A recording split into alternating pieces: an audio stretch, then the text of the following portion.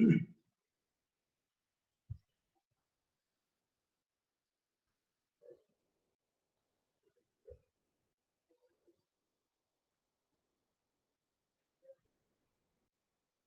the screen visible?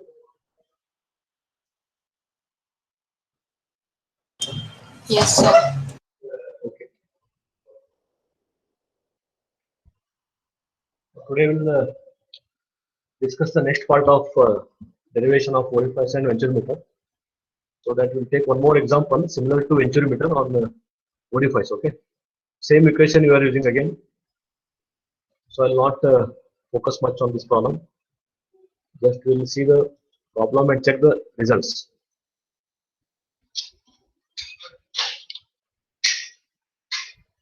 Yes.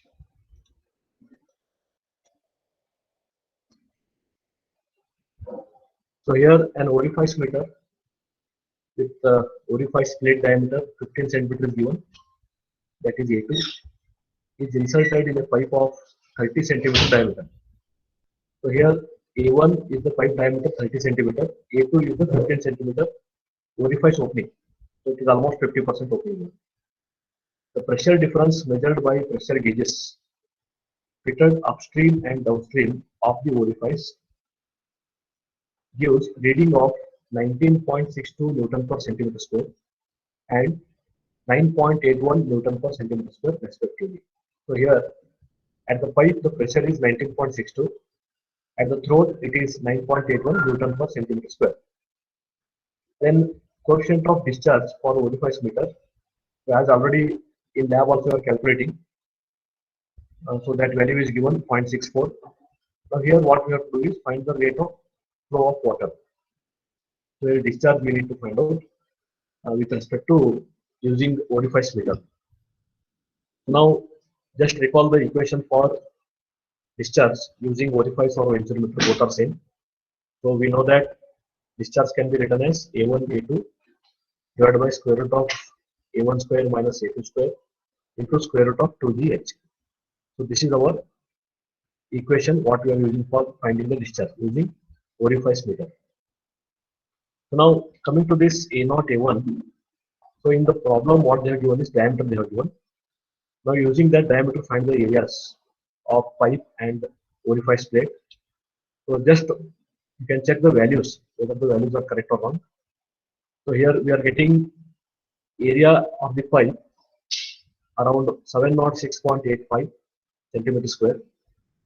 Then area at the throat, okay, area at the throat or at the vena contracta A0, that value is around 176.7 centimeter square. That is given. Then P1, P2 is also given. So both are in Newton per centimeter square they have given the problem. And in the solution they have taken in Newton per meter square. So if they have taken pressure in Newton per meter square, check all the values while substituting in meters. Okay, in the formula also all the units should be in SI units if you are converting.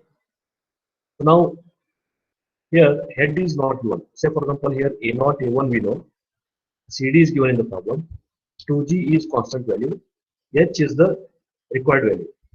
So head is mentioned in terms of pressure. So head we know rho GH.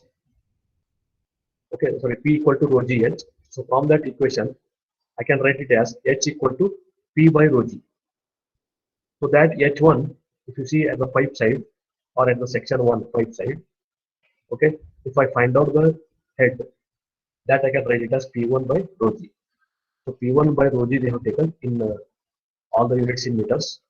So they are finding 20 meters of water at the pipe entry, and at the throat, the head is P2 by rho G. Similar form they have taken. So that they are finding 10 meters of water. So taking this difference, one can find out the total head or the net head available in the manometer or in the pressure gauge. So whichever pressure gauge is used here to find the values of the pipe and at the throat. So that pressure head or head difference is around 10 meters of water. So using this 10 meters directly in the equation, one can find out the discharge. So if area head is in meters, then discharge I can tell it as meter cube per second. So please all of you check whether you are substituting values in centimeter or meters and check this answer whether you are getting 16.359 or 16,359.65 centimeter cube per second or 16.35 liter per second. Just once you confirm this value, we'll go to the next part.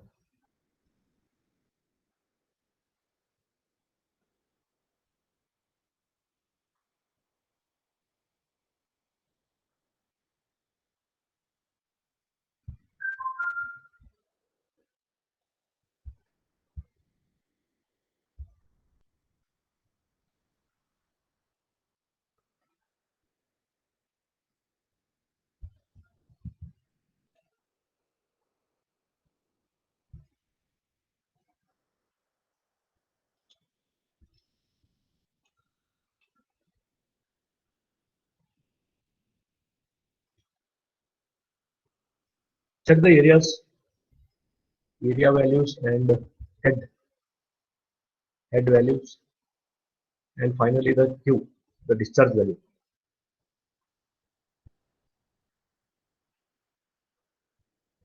The theme, there is no much difference between orifice and venture meter problems. Only in the derivation we have some difference. Problems remain same for orifice and venture meter.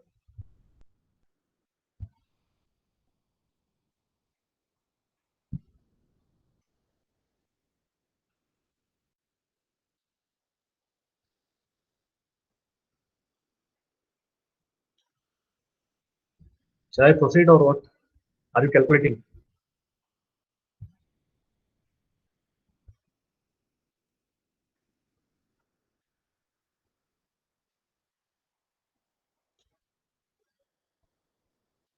Okay, areas are correct. Then check this P by rho g values. Others, please try.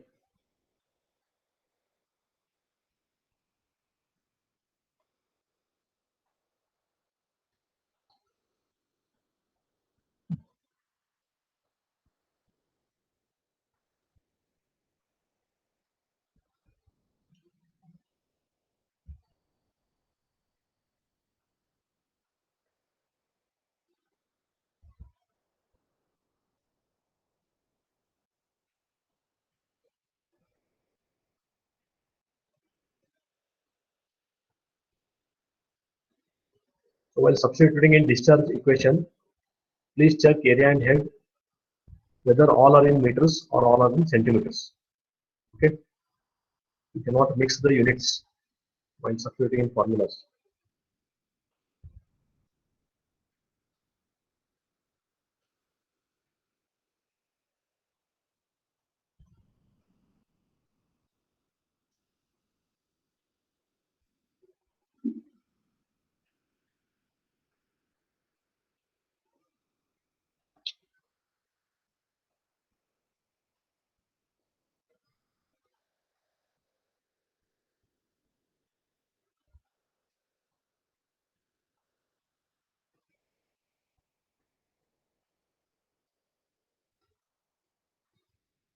Check the Q value, discharge 0.64 into, so here they have substituted all in centimeter. That is area at the throat is 176.7 centimeter square into pipe area 706.85 divided by square root of 706.85 square minus 176.7 square into 2 into G into head in 10 meters. They have substituted in centimeters, that is 1000 centimeter. As per this substitution, they are getting around 16.35 liter per second or 16,359.65 centimeter cube per second.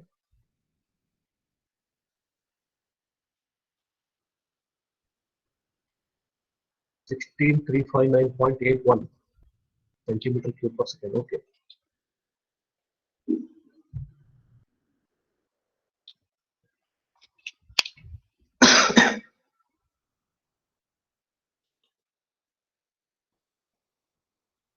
Okay, if our answer is correct, we'll proceed to the next part. So now next part is flow measurement using the pitot tube. So again here one more researcher, he invented this device, which is very simple device called as pitot tube. So in this pitot tube, what you are doing is, it is a simple L-shaped glass tube, okay, or inside the pipe it may be non-transparent, and outside the pipe it should be transparent, so that we can see the capillary rise of that water or any fluid which is directly flowing in the pipe. So in this device, if you see, in a pipe given, just what we need to do is one uh, hole should be required, so that we can insert this pitot tube, or we can fix the pitot tube in opposite to the flow direction. So if the flow direction is from left to right direction, the pitot tube is placed such that the L-shaped pipe, which is inside the pipe, it should be fitted exactly at the center line, because at the center line the velocity will be very high, as we have seen in the viscosity or the coefficient of viscosity while finding, or in the extra problem what we solved on parabolic flow pattern of the velocity. So exactly at the pipe centers, okay, or for a given profile of parabola, at the vertex the velocity is high. So similarly, when the flow is taking place in the enclosed channels like pipe, the maximum flow rate or the velocity will be at the center, and at the pipe sides there will be fixed surface. The surface of the pipe is not moved, so there will be more friction between the water and or the liquid between the pipe material. So what will happen? The velocity at the boundaries will be low, velocity at the center will be high. That's why the pitot tube should be kept at center, so that it can measure the maximum velocity taking place in the pipe flow or the enclosed channel pipe flows. Now in this pitot tube, our focus is only this L shape. This L-shaped tube, if you see, this is the device, simple device, L-shaped transparent glass tube, you can say, or it can be partly transparent, it can be partly transparent on the upper side or the outside the pipe. So this type of device is called a pitot tube. Okay. Now coming to the analysis of this pitot tube. So for reference, what you have taken is the level of liquid which is flowing inside the pipe. For that, we have taken H value here, capital H, and the reading which is measured outside the pipe. Okay, the reading measured outside the pipe, that head we have considered small h. So these are the two heads we have considered for measurement. Now, in analysis, what we are doing is we are just finding the velocity in the given pipe flow, because here we are not finding the flow rate. Flow rate, if you want to find out, you can again put some two pressure gauges here. You can change the cross section of the pipe, like venturimeter or orifice. Then one can find out the discharge. But here we are not disturbing any pipe area. Pipe area is fixed. Throughout the length of the flow, the pipe area is fixed. So from this device, what we are doing is we are just finding the velocity, not the discharge. From this device, if you want to find the discharge, then take the outflow of water, connect it to a tank, and measure it by given time, like a experimental method that we can do. So coming to this, again two sections we have to consider. So at section 1, that is the pipe flow. Section 2, exactly near the entry of the pitot tube. So these two sections we can consider for the Bernoulli's equation, because Bernoulli's equation itself is the main concept behind all these flows to find the flow or mass flow rate of the liquids. So for that purpose, we are considering again two sections. One is at the pipe entry, one is at the pitot tube entry. So these are the two sections we have considered. Now as per this, again we have considered a horizontal pitot tube. Okay, so as per the horizontal pitot tube, the elevation difference is not there. If you consider Z1 or the potential head at 1 and potential head at 2, both are same level. So there is no difference. So in the Bernoulli's equation, I can write it as again same thing. It is P1 by rho g plus V1 square by 2g equal to P2 by rho g plus V2 square by 2g at section 2.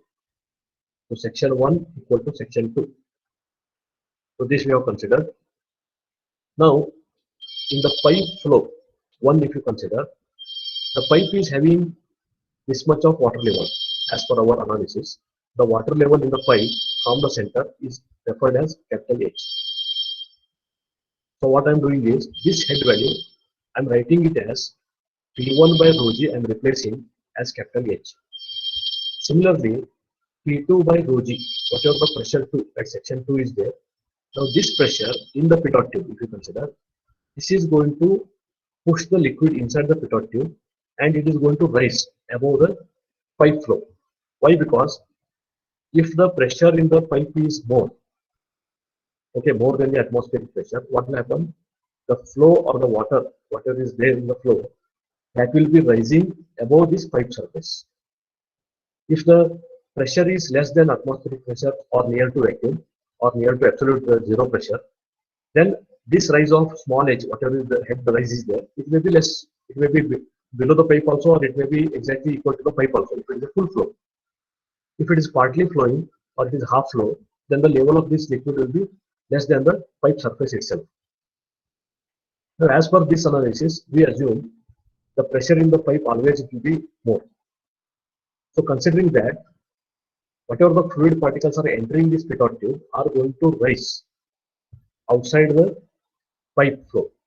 So that outside flow, whatever is flowing, or the head it is showing, that we are adding with this capital H. So that pressure head, what is available in the pitot tube, that can be written with respect to 2 or with respect to this pitot tube height. You can write it as P2 by rho g equal to H plus small h, which is the total head in the pitot tube. This is the total head in the pipe. So in the pipe, without measuring, we just referred it as capital H. But with reference to pitot tube, it is open to atmosphere and the liquid can move easily outside. And according to the head available in the pipe or the pressure available in the pipe, the water level is going to increase above the pipe surface if the pressure is high. So in such conditions, we are going to add these two terms, H plus H. So that is considered here. And next part is, at velocity 2, if you see, it will move up to some distance.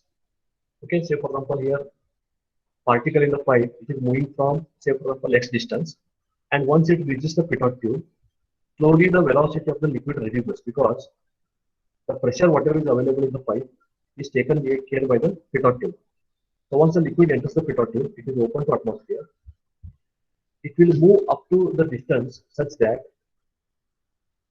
once the pressure whatever is available in the pitot tube is equal to the head shown in the vertical pipe. So until that the fluid particle will move and it will remain stagnant. So that's why at section 2, the velocity we are going to consider 0. But at pipe, velocity we are considering maximum. So V1 is considered as it is, we don't know the value. But at entry of the pitot tube, once it enters, slowly the velocity goes on reducing. So once it reaches the pressures which are equal to pipe flow, okay, pressure at this point in the pitot tube, pressure in the pipe, if both are equal, then velocity at section 2 or in the pitot tube will be 0. And until and unless if you don't change the pipe pressure, this head is not going to change in the pitot tube. That's why the velocity at 2 can be considered as 0. So considering these all terms in the Bernoulli's equation, again, coming back to this equation, what I can do is P1 by rho g I can write it as capital H plus V1 square by 2g equal to P2 by rho g I can consider it as H plus small h in the pitot tube pressure plus V2 square by 2g is 0. So now we left with this equation. That is, small h can be written as, here because H, capital H are both sides, I can cancel those terms. Now I can write it as small h equal to V1 square by 2g after cancelling capital H. Okay, so this V1 or V1 square I can write it as 2gh. V1 square I can write it as 2gh. Once I take this square outside, once I remove the square on V1 value, then I can write it as V1 equal to square root of 2gh. So this is the simple formula for the pitot tube just to find the velocity. So this velocity we found out by Bernoulli's equation and applying the given sections at 1 and 2 where the velocity of pitot tube in the pitot tube is 0. At that section we have considered, and this velocity is called as theoretical velocity, because here we didn't consider any losses. So once you consider the losses of the coefficient of velocity, I can write it as actual velocity in the pipe V1 actual is coefficient of velocity of the pitot tube CV into square root of 2gh. Now CV into square root of 2gh will give us actual velocity which is possible in the pipe, and square root of 2gh if you take, it will be theoretical velocity in the given pipe without considering this coefficient of velocity. Okay, have understood the derivation of this pitot tube? Three-step derivation. Write the Bernoulli's equation. Okay, in the Bernoulli's equation for venturimeter, verify Z1 equal to Z2 you have taken. Okay, so after that you have to just replace some terms in the pitot tube. That is, pressure head we are going to replace with capital H and H plus H. The next step is to take velocity to as 0, then write the V1 equal to square root of 2gh.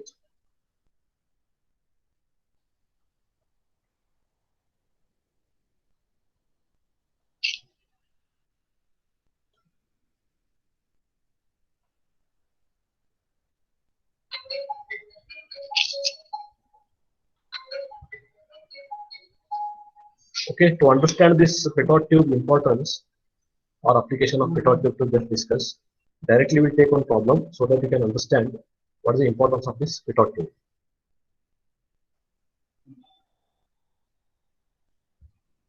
So these are the different arrangements of pitot tube. So either you can take only one L type tube, or you can take two tubes. One tube as a pipe, one tube at the other side. One more arrangement is like a manometer, such that at the entry you are connected to the pitot tube and it is connected by U2, and that other end is again connected to the flow direction. So here the pressure head, okay, head in the this inverter type manometer is going to change with respect to velocity differences or the pressure difference also. That is one of the arrangement. One more type is like this, like again a U2 or compound manometer like that. They have connected again at the outlet or at the entry one tube. At the center to find the velocity head, they have the kinetic head.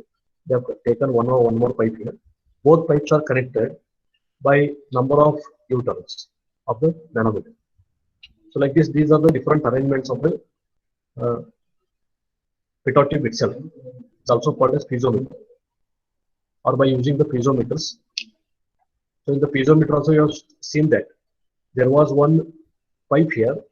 Through the pipe we are connecting to a L-shaped tube to find the head. So it is just replacement of a piezometer where both the ends are open. Both ends are open. One pipe, one end is connected to the velocity or the pressure end of the pipe. So it is similar to the piezometer itself.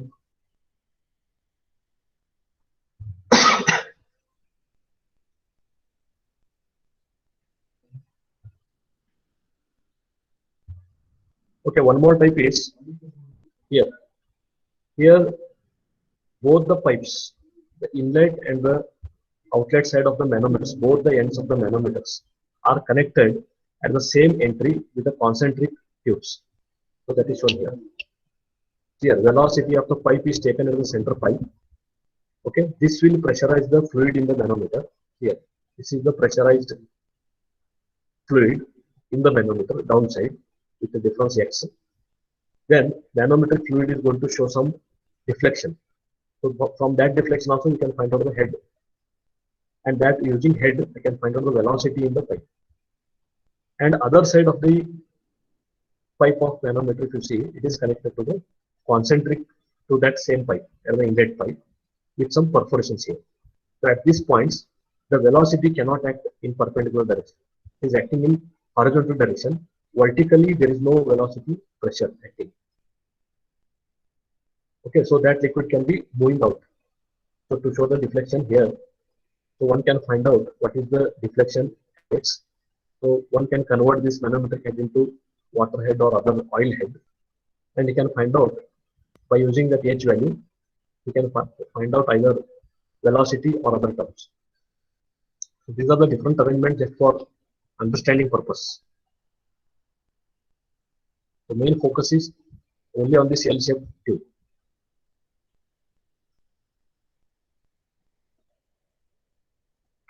Okay, take this problem. It's interesting to understand the importance of Pitot tube.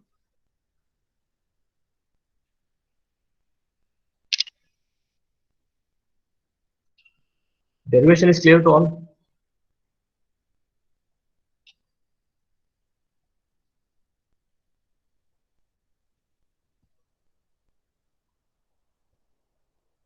Now we got the velocity as square root of 2gh. All of you understood? Okay. Now we'll see a problem on Pitot tube. That is, submarine moves. So submarine is moving in a sea. Submarine moves horizontally in sea, and as its axis 15 meters. Submarine axis is 15 meters below the surface of water. So the submarine is moving in the sea below 15 meters from the sea surface. A Pitot tube properly placed just in front of the submarine. See here application. The Pitot tube is connected at the center of the submarine at the front side. Okay, properly placed just front of the submarine and along its axis, because velocity which hits the nose of submarine will be high at the center. So similarly for the aeroplane also. So in the planes also, at the center of the body, in the front side, nose side, the velocity will be high. At that position, the Pitot tube will be connected to the two limbs of U-tube containing mercury. See the application. Now this Pitot tube is not directly connected with the L-shaped tube. It is connected to two limbs of the U-tube containing mercury. The difference in the mercury level is found to be 170 mm. So this problem is like this arrangement. It is connected to U-tube manometer, or it is like in the compound U-tube manometer, or it may be like this also, inverted also. So as mercury is given, you can consider normal manometer like this. So that mercury head is, or mercury level difference is, x is 170 mm. It is showing. Find the speed of the submarine. Speed of the submarine, knowing that the specific gravity of mercury is 13.6. They may give this value, or you have to assume this value as a standard. And that of sea water is 1.026. So because sea water is not fresh water, they have mentioned the specific gravity of sea water as 1.026 with respect to fresh water. Okay.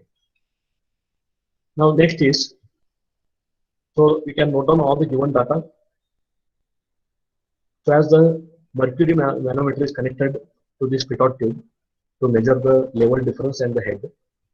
So first we can note down that the difference in the mercury manometer level is 170 mm or 0.17 meters.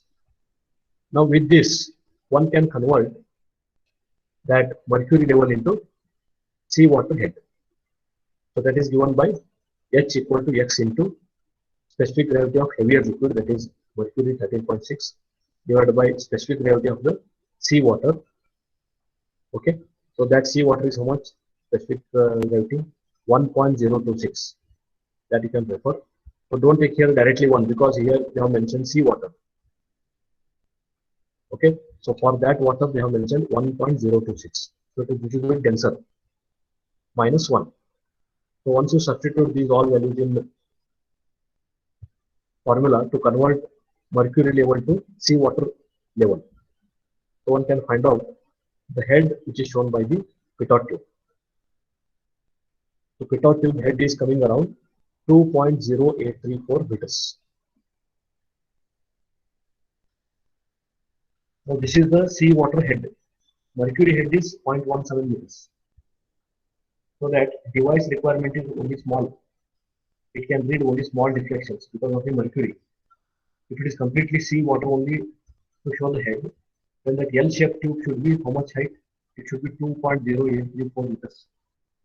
It should be very big tube is required. To reduce that, we have gone for the mercury manometer. Now, once you know the head, so recall the Pitot tube equation, that is velocity at the entry. So assuming in a tunnel or in a pipe-like passage, the submarine is moving. So I can find out velocity at the entry v1 equal to square root of 2gh. This is the theoretical velocity. If you know the CV value, one can find out the actual velocity of the fluid or actual velocity of the body which is moving in the stagnant fluid.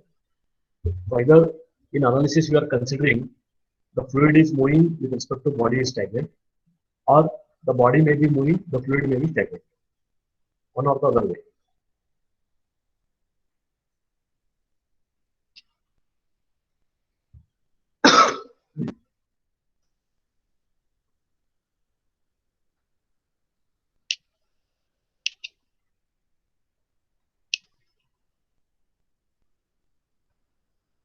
So find this velocity, square root of 2 into 9.81 into 2.0834. This you have to substitute with respect to seawater head. So velocity we are getting 6.393 in horizontal direction meter per second. And in the problem, what they are asking? In the problem, they are not asking the velocity. What they are asking, find speed of the submarine, knowing that specific gravity. So here, velocity, we can refer to the direction as horizontal direction. In horizontal direction, it is 6.393 meter per second. For speed, what you can do is, you can convert this into kilometer per hour. So for that, you can multiply this velocity into 3600 to convert second into hours, and to convert this meter into kilometers, divided by 1000. So we are getting 23.01 kilometer per hour. So velocity of seawater hitting the submarine, or submarine is moving at a faster rate and hitting the seawater. Okay. So in analysis, both are one and the same. So that velocity is 23.01 kilometer per hour. Assuming here seawater is stagnant, the submarine is moving.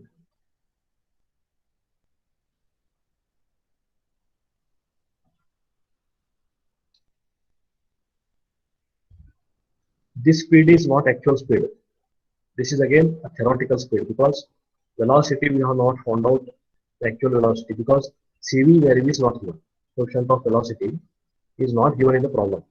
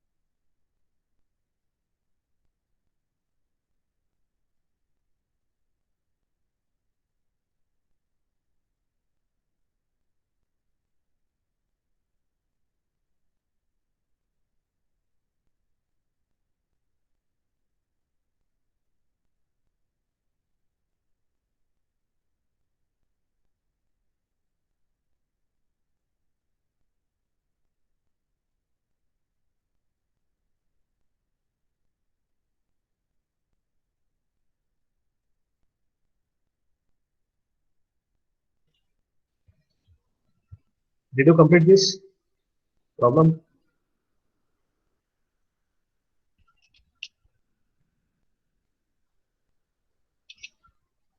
Okay, all of you understood the importance of pitot tube. So 45 centimeter already I have seen in the lab. So pitot tube, to just understand the application, I have taken this problem. Okay, next normal problem on the pitot tube itself.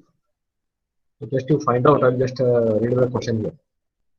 A pitot tube inserted in a pipe of 300 diameter. See, pipe diameter is 300 diameter.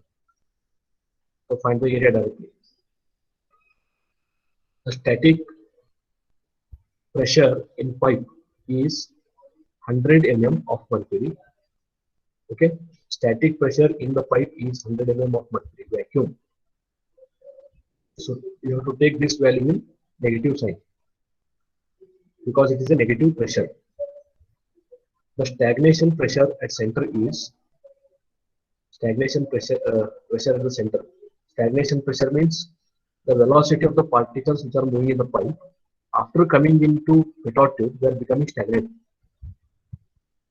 Okay, so at that point the pressure is 0.981 Newton per centimeter square. Calculate rate of flow or the discharge of water through the pipe. See here. Now here they are not asking the velocity directly. They are asking discharge only. We need to find out the discharge, but it is a pitot tube. So for the pitot tube, there is no formula for discharge. In other way, we need to find out discharge of water through pipe. If mean velocity of flow is 0.85 times, if the mean velocity of the flow is 0.85 times the central velocity, the meaning is the center the velocity will be high. At the inner surface of the pipe, the velocity of the flow will be very less. So that average velocity, if you consider, that is the mean velocity for the entire cross section of the pipe. If you see that average velocity, they are calling it as mean velocity of flow, is 0.85 times the central velocity. Means there is a 15% loss.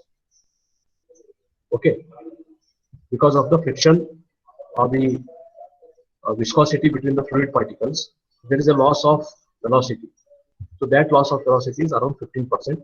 That's why they are telling to multiply this 0.85 with central velocity, higher velocity, so that you will get the average velocity or the mean velocity of the entire pipe. Next is the CV value of the pitot tube is given. Then we need to find out actual discharge and actual velocity only. So CV value is 0.98 for the given pitot tube here. So find the area. So area in meter square is 0.07068 meter square. And consider this static pressure head. Static pressure in pipe. In pipe, the pressure is 100 of mercury vacuum. Okay, so for 100 you consider the meter of water. How much you can convert this into meters of water? So they have multiplied 100 into 13.6 for mercury specific gravity divided by 1000.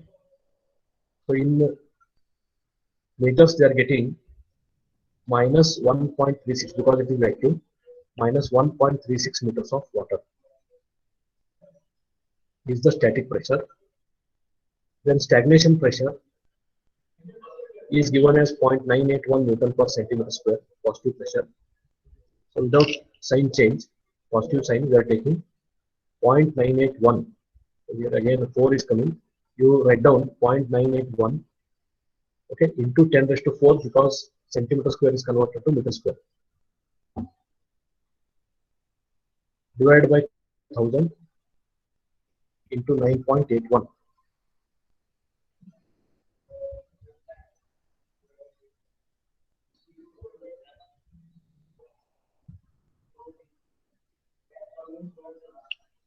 So that stagnation pressure is around 1 meters of water.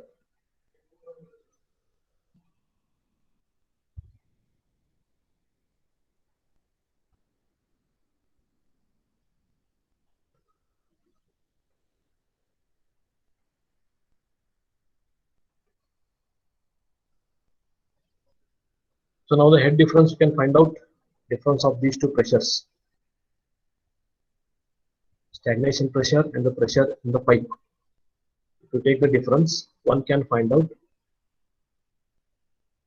the pressure difference, or you can convert this pressure heads into a pressure head. That is actually. So H I can write it as 1 meter minus, and in the pipe they have given vacuum static pressure minus of minus 1.36.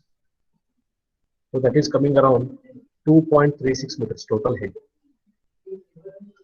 Total head available in the pipe.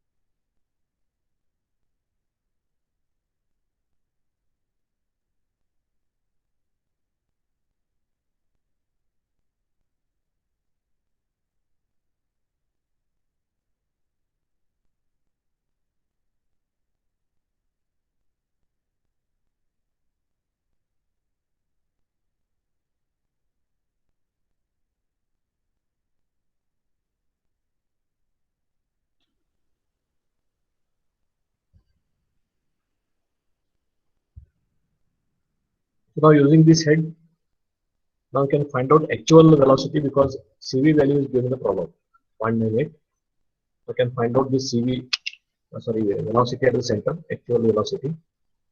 So this velocity is center velocity. See here, velocity from the pitot tube we are finding at the center only. So that will be 0.98 into square root of 2g. H value is 2.36 total head which is available in the pipe. So taking this center velocity, what they are telling is the velocity at the pipe discharge, or the mean velocity or the average velocity of the entire pipe is 85% of this central velocity. So to find out that mean velocity, I am multiplying 6.668 meter per second into 0.85. So that is coming around 5.6678. This is the average velocity of the pipe. So as you know, to find the discharge, we can also apply the continuity equation. If the measuring device equation is not known, we can go by the continuity equation, that is A1 into V1. So here V1 is known, or A into V. V is the velocity average, A is the area of pipe. So to multiply this 5.6678 meter per second and area of the pipe in meter square 0.07068, if you multiply, we are getting actual discharge is 0.4006 meter cube per second. Why I am calling actual discharge? Because here velocity which is considered is the actual velocity after the losses, and here the center velocity is also the actual velocity. So I can call it as Q actual 0.4006 meter cube per second.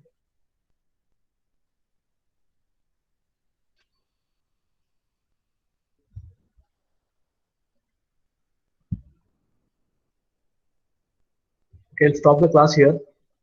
Again, we will continue from 11 a.m. Okay, we have the break.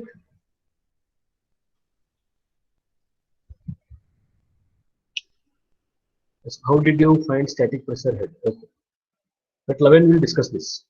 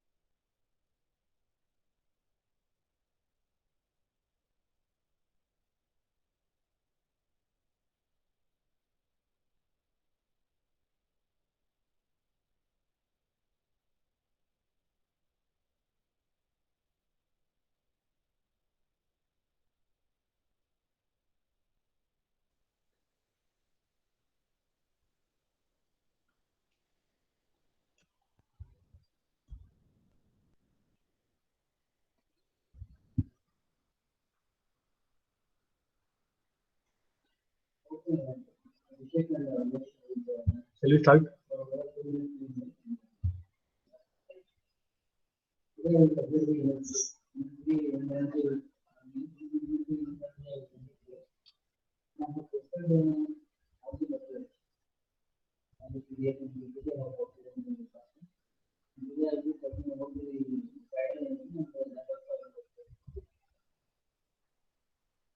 Okay, coming to back to the same problem. So here in the problem you can see we have mentioned two pressures.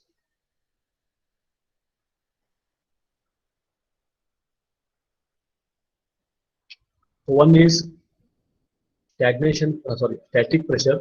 So this pressure, for this to understand, you can recall again this sketch, this type of sketch. At the pipe, the pressure what is available at the pipe, so this pressure is called a static pressure. It is given as static.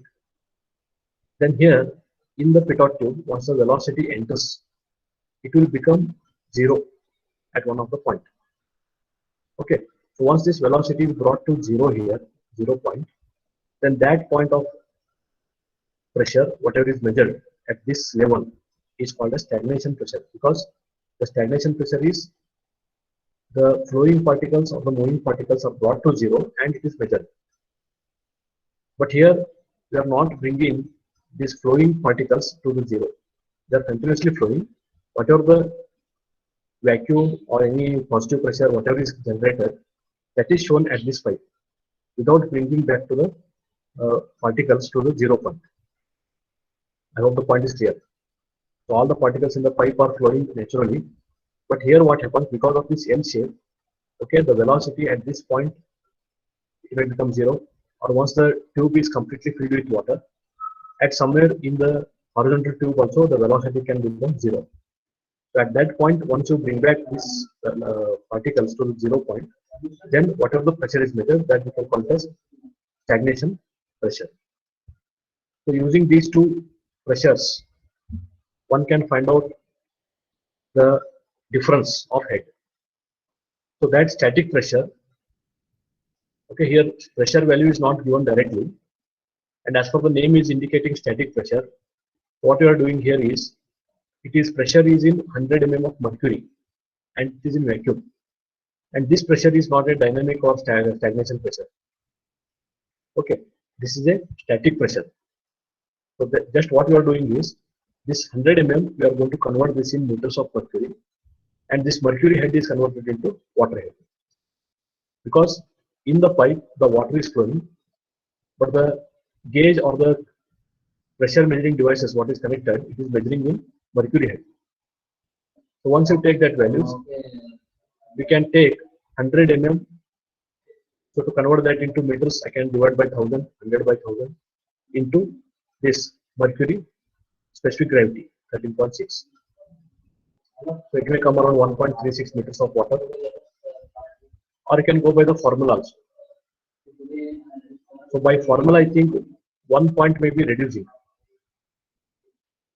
So check by formula, if you take 100 mm of mercury and convert that into water head, how much you are getting. Next is, this stagnation pressure is mentioned in Newton per centimeter square. It is in pressure itself. It is not in head mm of mercury, or it is not mentioned in meter of water directly. So directly pressure value itself is given. So what I am doing is, after bringing to the fluid stagnant, as in the manometer what you are measuring. Okay, so similarly here also the pressure measured, once the fluid becomes stagnant, at that point the pressure is 0.981 Newton per centimeter square. It is not the head. Now this pressure value we need to convert it into head. What is that? P by rho g.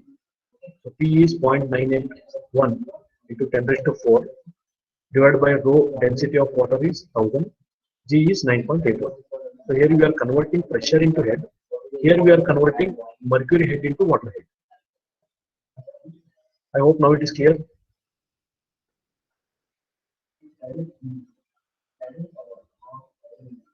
So due to the vacuum pressure, the total head is 2.36.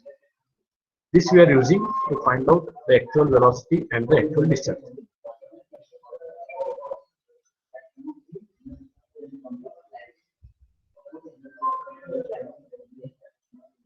Okay, after this, you can take such different problems and you can understand how the calculations are differing in different types of the problem. That's why I'm taking all the problems with some little bit differences or change in the procedures. That we need to understand. Okay, now until now we discussed about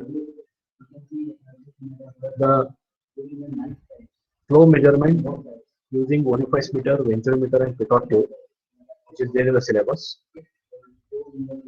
And maximum times we are not discussing on inclined orifice or inclined venturimeter or inclined pitot tube devices in our syllabus. So we have taken only the horizontal type of devices. And if required, you can take the inclined also. You have to consider the Z1 and Z2 or the potential heads. That's the only difference. The next is coming to the open channels, where the pipes are not there or a closed channel is not there.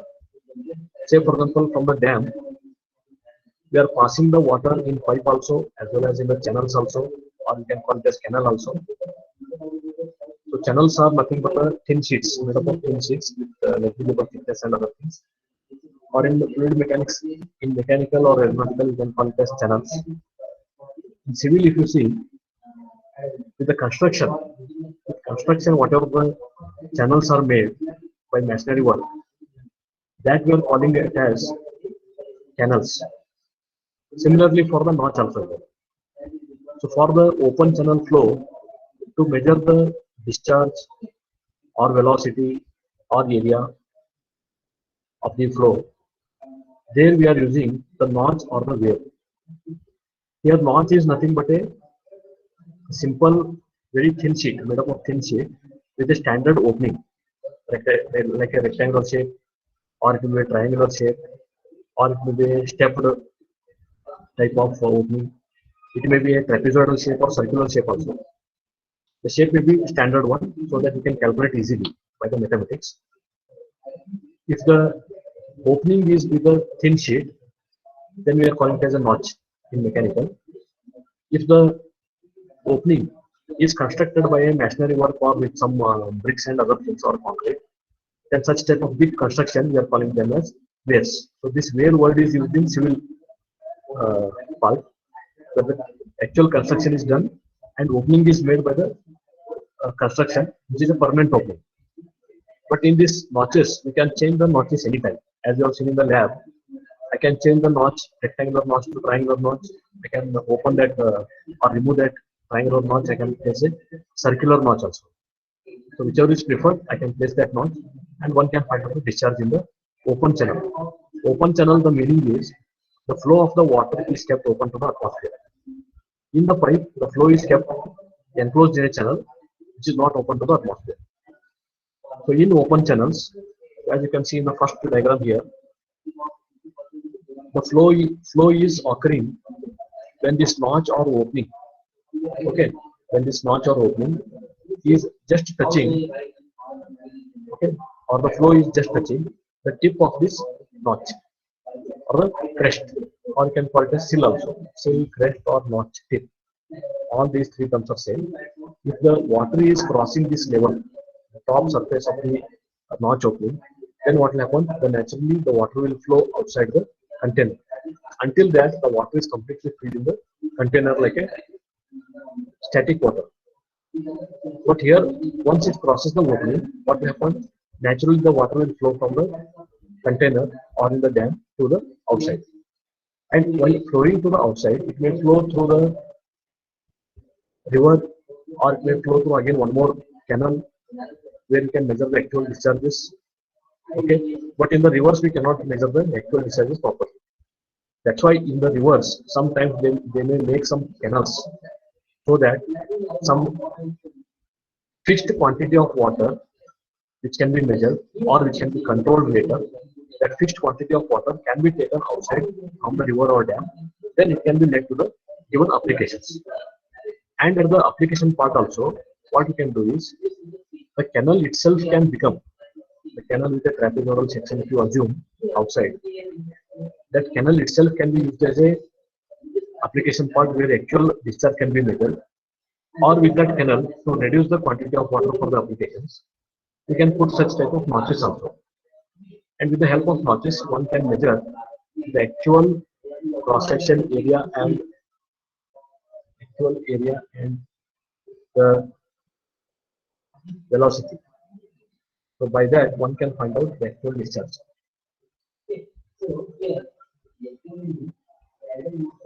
So this is one of the opening of the rectangular notch is shown here. This is the rectangular notch opening it is shown. And outside this, the complete sheet will be there. So I hope in the lab you have seen the notches. Yes. Any experiment is done on the V notch or rectangular notch? Any other batches?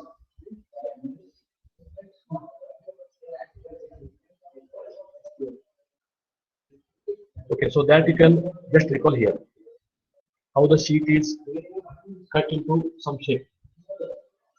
So that cutting, only that cutting is shown in this. So in this cutting, the water is going to flow. The front view I am showing. Suddenly you can see the water flow like this. So this is the north side, and cutting is shown on the right side. So again in this flow through notches or the waves, we are going to derive two equations for rectangular notch as well as triangular notch. Both are simple compared to ventilatory orifice devices. You can see here on the right side, I get a length of the opening to the well. Okay, and height of the opening of the notch as capital H. And for analysis purpose, we are again considering a small flow on the strip of this opening as dH, that is dH, and it is considered from the tip of the opening to the strip as small h. Okay, so this is also considered the regular notch also. First we consider the rectangular notch, then we take a derivation of triangular notch.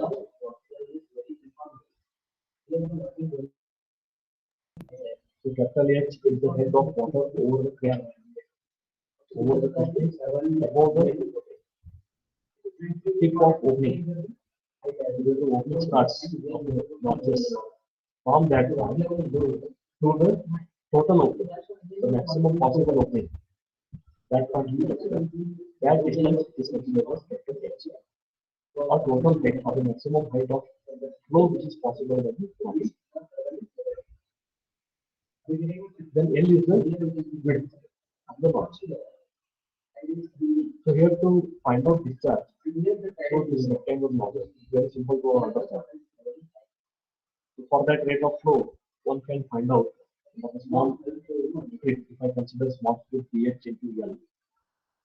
So that dH into L, if I consider that is the area of the strip through which the water can flow. Okay, so that area of the strip we have found out. Now velocity at which the water is flowing. If I multiply L into dH into V, that becomes the velocity of water which is flowing in the strip. And if I consider total area into velocity, that is the theoretical discharge of the dual notch. So in similar fashion, I have taken a small dH just to make it a derivation. Not actually derivation, just to make as a derivation, we take a small dH, then a small h, then we have integrated. Later we have integrated to make it for complete height of the opening and for the complete width. For that one we have so theoretical velocity we also know by other terms. If the velocity is not known, we can go for square root of full pH. So known in this 45 cm it is recorded.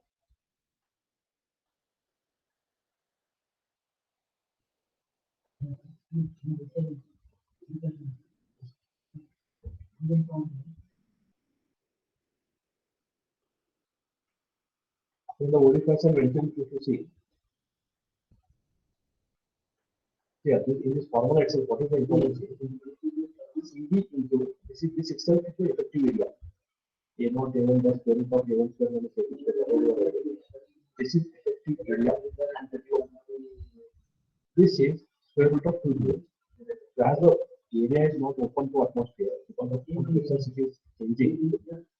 So that's why we are taking this formula of area. And square root of 2gh we have seen in the pickup table, it represents the theoretical velocity.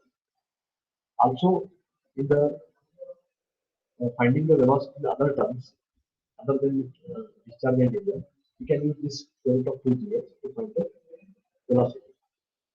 So that's why in this rectangular mass also, for modern, we have taken CD value for the actual CD value into area of the strip because we are finding from this small strip the height is dh, width is l. Or you can take small dl into full height also that we can integrate with l also. Anyhow, so l into dh into velocity. Velocity is square of 2dh we can consider it.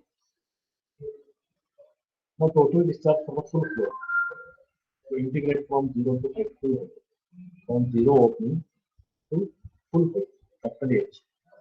If I integrate what will happen 0 to h, CD is constant, L is constant, square root of 2g is constant. Then we get to integration of 0 to h, square root of h into dh. So let's take to half into dh. So once you integrate this term, I can write it as CD into L into square root of 2g. So h raised to half into dh if we integrate, I can write it as h raised to half plus 1 divided by half plus 1. 0 to h. Or directly can write it as h raised to 3 by 2 by 3 by 2. And if you put these limits 0 to h, what you can write is 2 by 3 into CD L square root of 2g h raised to 3 by 2 after applying the limits 0 and h. So this becomes the actual discharge from the right rectangular notch. The Q rectangular you can write as 2 by 3 CD into L. If CD is given, it is given. If it is not given, you can go by 2 by 3 into L square root of 2 h raised to 3 by 2. So by that you can tell it is a theoretical discharge. For theoretical discharge, if you multiply with this version of discharge, I can tell it as actual discharge.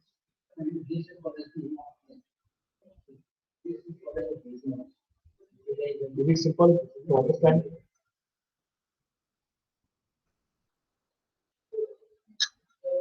For namesake, we are taking small strip and later we are integrating because for different head of flows, the strip area has been changed.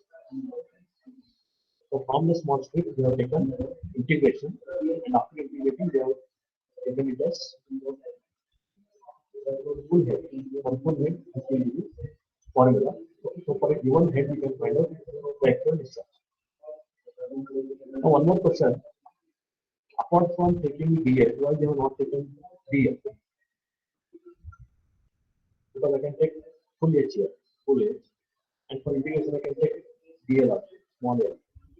Like the vertical to pattern consideration. Because in the actual consideration, the flow cannot occur in the small openings in the vertical position. Whenever the openings of the flow of the water level is above this crest level, normally this entire strip is open. The water strip is entirely open for every one position. But this head value is go on changing. And the notice that change in head value given levels, we have taken more strip in the headways here.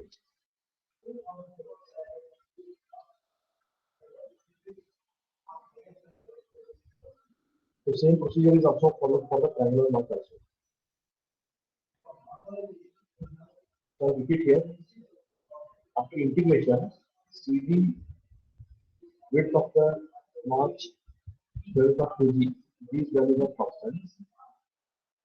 Then square root of h, whatever is there inside the bracket, that is integrated from 0 to h. Once you integrate this h raised to half, the value will be, final value will be h raised to 3 by 2 divided by 3 by 2. So for rectangular notch, The actual discharge formula is 2 by 3 CVL into square root of 2G H into 3 by 2.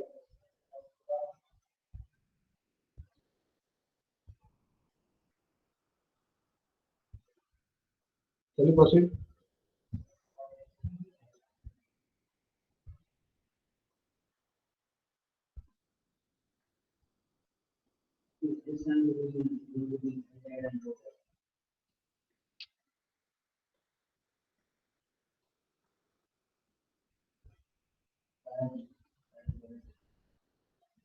Derivation of rectangular marks is understood.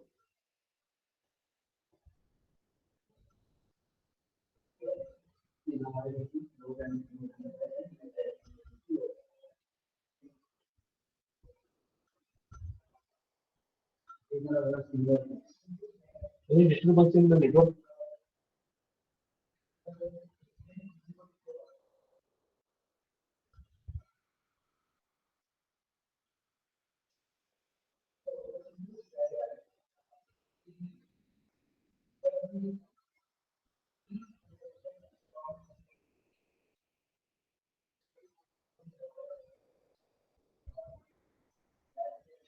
Am I audible?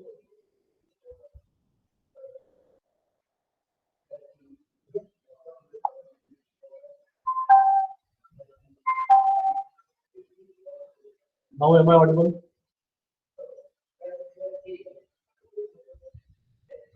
Okay, the derivation is clear to all.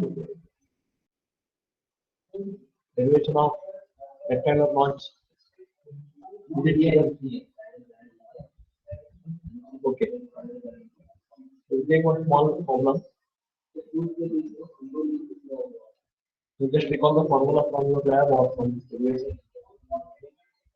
Determine the height of a rectangular wave of length 6 meters. Okay. Height of a rectangular wave you need to determine of length. Length is given like a width. So that length is a width 6 meters to be built across a rectangular canal. See now, a big canal is there. Across that big canal, I want to build a weir by some machinery construction, by some big construction or the concrete construction. I'm going to build a weir. Weir is nothing but the same principle which is following the march itself. We can call it as weir or a march. So that weir is constructed of rectangular shape. So height we need to find out. And width of that rectangular march is 6 meters to be built across a rectangular canal. The maximum depth of water on the upstream side, the maximum depth of the water on the upstream side of the lake is 1.8 meters. The maximum height which is possible to flow through the notch is 1.8 meters. Are you getting my point? So from that tip to the lower stream, this is H1. If this H1 we are getting 1.8 total maximum depth of water on the upstream side of where is 1.8 meters. 1.8 meters. And the discharge is 2 meter cube per second. So this amount discharge is already 1. So is there. Height of that mark we need to find out. Discharge is 2 meter cube per second. CD value of this rectangular mark 0.6 is there. Measured end contractions. Okay. So here end contractions or any changes in the distances or the flow volume change. The flow cross section if you see it will be changing once it starts forming it will change. So this we are not considered in the lab also. So that contractions are not possible. So you need to neglect the contractions after the flow. So now coming to the height of the rectangular weir, how to find out. So for that I have drawn a sketch here.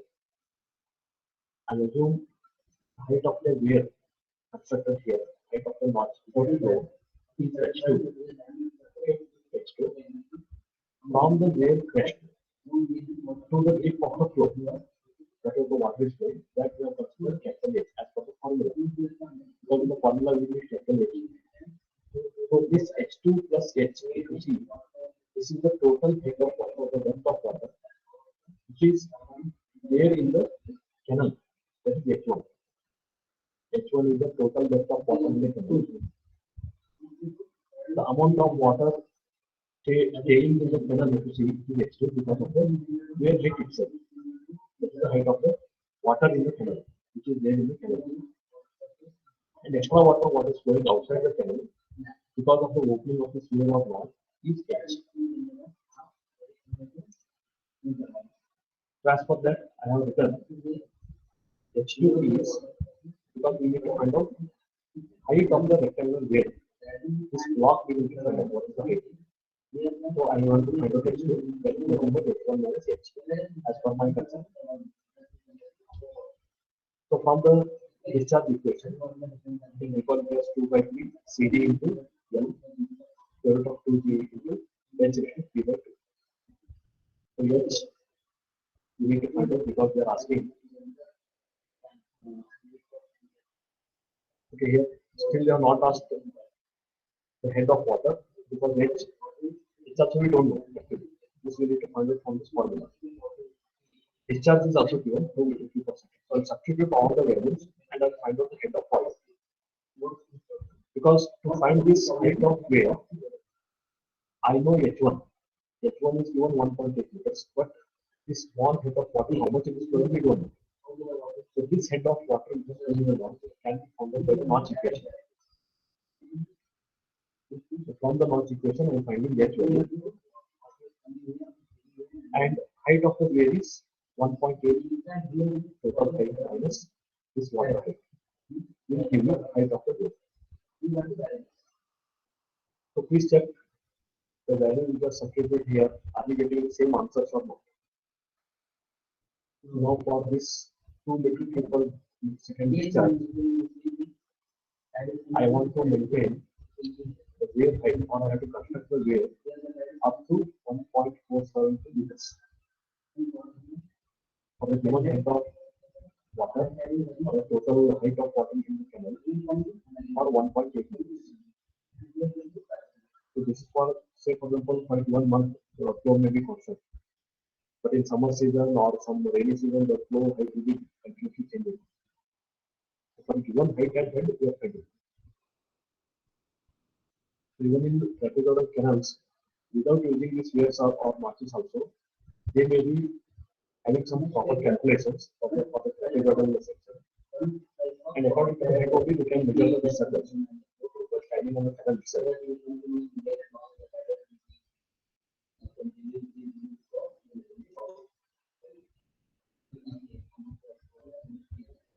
H.328 meters. 0.328 meters. H2 height of the wave is 1.472. 1.472 meters. So up to this height of March, the water should not flow. 1.472. Above this, whatever the level is there, up to 0.328. That distance the water can flow, so that we can maintain the required flow discharge 2 meters per second. Also, the amount of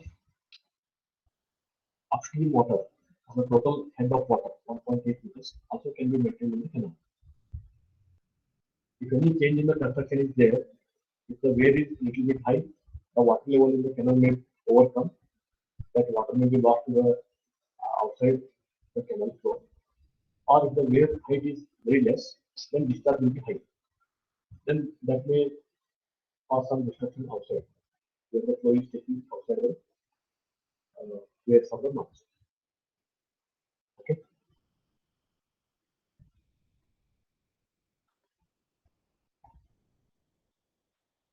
I think this completes the rectangular notch and problem. We take triangular notch variation and problem, and we will complete this third module. I think this is the third module. This is the third module. Computer taking one more derivation. Yes, triangular notch. Now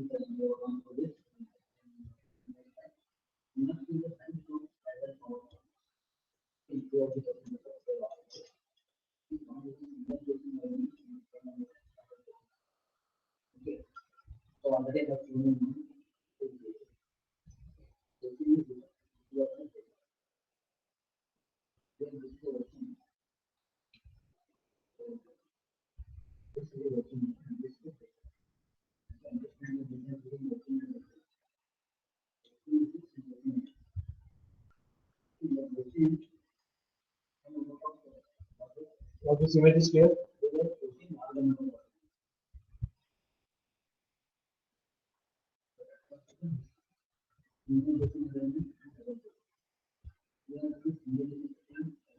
Okay. Please focus here in the last derivation of this chapter. This problem is discharge over a triangular notch or way. So here again we have taken one triangular notch opening. It is in a triangular shape. This is the tip of the opening. This is the apex or the top point of the notch. In this, the flow will be rising from small to high levels as the canal flow increases. Similarly, as for the rectangular notch, again you have considered a small strip here of height dh. Okay, and width here you see the width is not fixed like rectangular notch. The width of the flow as the tip it is small, it is increasing, it is becoming wider as you go by height. Okay, the width will be this AC, half AC you have taken here. Okay, AB, if you see the AB width, it is changing from small to high. As this angle, from the angle, you can find out the particular height. Then total flow, what is possible from the V notch of the triangular notch, that is taken as capital H here again. Or you can take up to this opening full tip. And for derivation purpose, the depth of this strip at what point it is taken, up to that head, you have taken small h.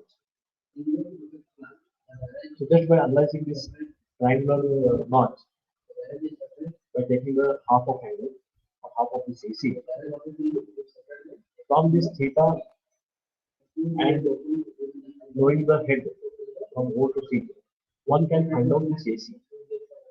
So can anyone tell me how I can relate to find this AC by knowing angle theta by 2 and by knowing this h by this small h.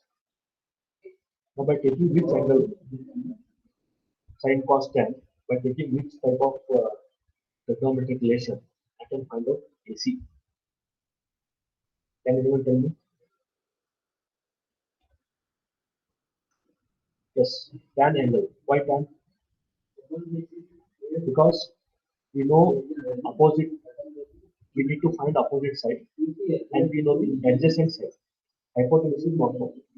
So whenever opposite and adjacent comes here, I can go for tan angle. So by taking the tan angle, one can find out the half width of the strip. Then if you multiply this AC, it will become AB. Okay, I think the first concept is clear why I have taken the triangle half. Okay, tan theta by 2 equal to AC by OC. AC is the opposite side by adjacent side CO, that is H minus H. Why H minus H? Because at this point C, you see, at point C or B, total H minus I can take H. At that point, you are taking small strip. Don't consider dx also. So around at this point B, you can consider it is from the top opening to the strip. The height is h, small h. So that's why I have written here h minus small h. So I can write it as AC minus AC by h minus h. So now you can write AC. What is AC? Whether you write it for AC or 2 times AC as a full strip length. full strip width, I take AB as 2 times AC. AB equal to 2 times AC.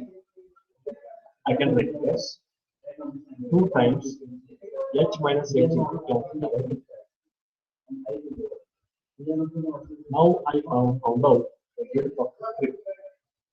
By this small strip, I found out the width of the strip. That is 2 into H minus H tan theta by 2. Now from width, I find the area of the strip. The area of the strip is what? Width into height. What is the height of the strip? DH. So multiply this DH with length of the strip 2 into H minus H tan theta by 2 into DH. Now area we know. By continuity equation we need to find the discharge. So from that continuity equation, what we are doing? We are taking this area into velocity. So that velocity is particular velocity we can write in terms of head only by using square root of 2gh. Again multiply the square root of 2gh with this area.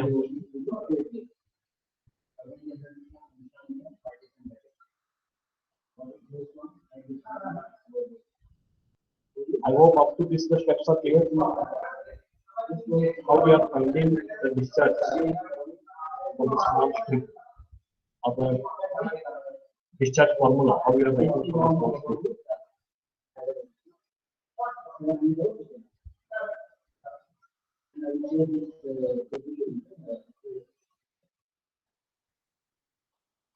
The steps are clear for the triangular mark.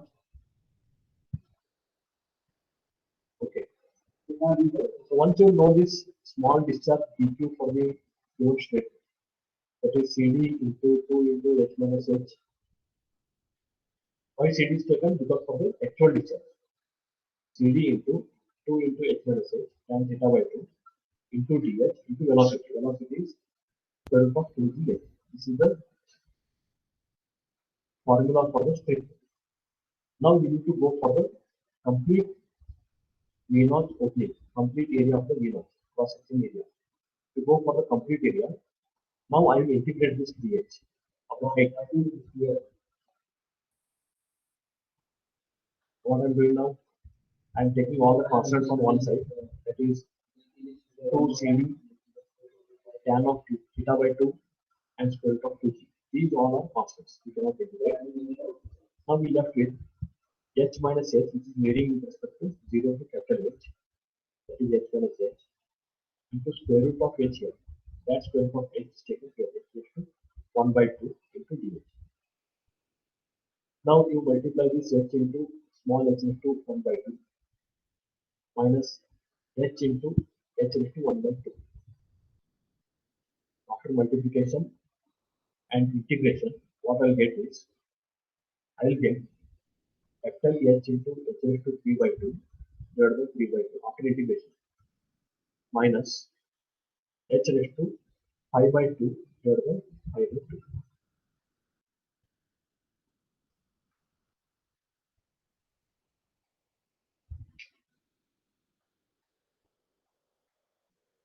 So once integration is over, you can apply the limits.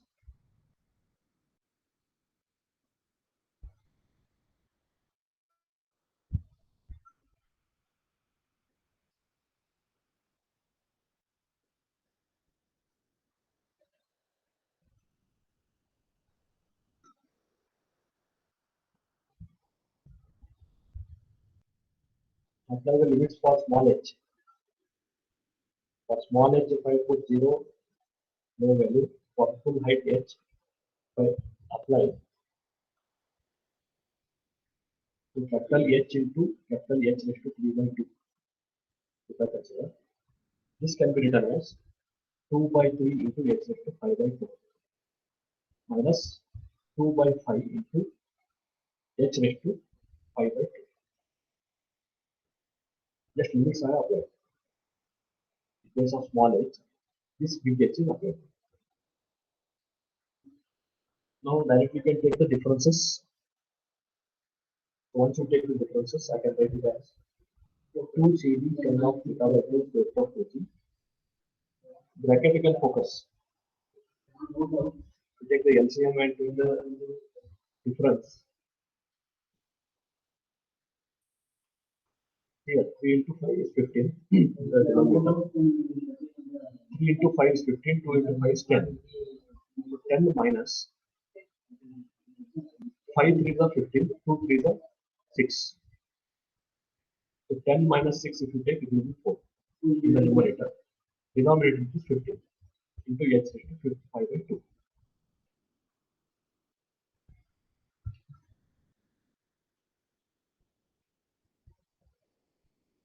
All of you are understanding, no?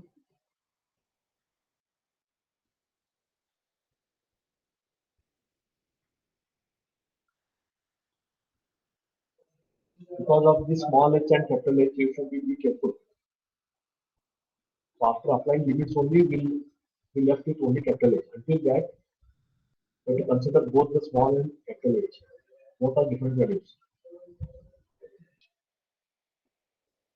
Now I can take these all constant terms outside of the numbers outside, so that I can multiply 4 by 15 into 2.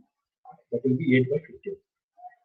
So for the V naught, the formula for the actual discharge with CD. For theoretical discharge, you can go for without CD. So with CD means I will call it as actual discharge of triangular launch is 8 by 15 CD into tan theta by 2 square root of 2G into capital H raised to 5 by 2. This is the final equation for the actual discharge of triangular launch. So note down this, we'll take one problem and stop the class.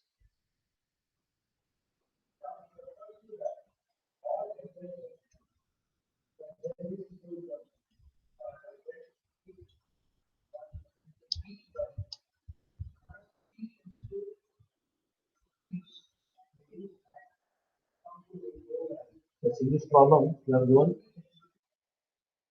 a rectangular channel. We change the title a triangular channel. Sorry, rectangular channel is correct. Channel is correct.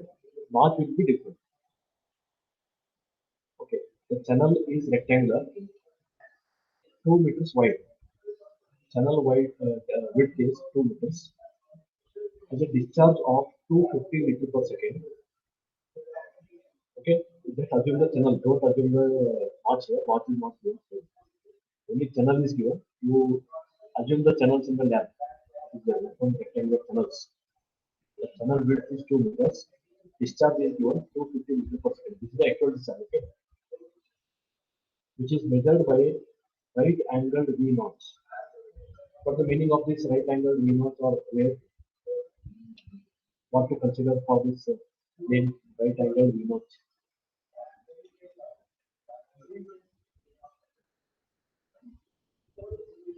So right angled V naught means the angle between these notch is 90 degrees. So tan theta by 2 if it is required, then theta is given as 90 degrees. Find the position of apex of the knot from the bed of the tunnel if maximum depth of water is not to exceed 1.3 meters.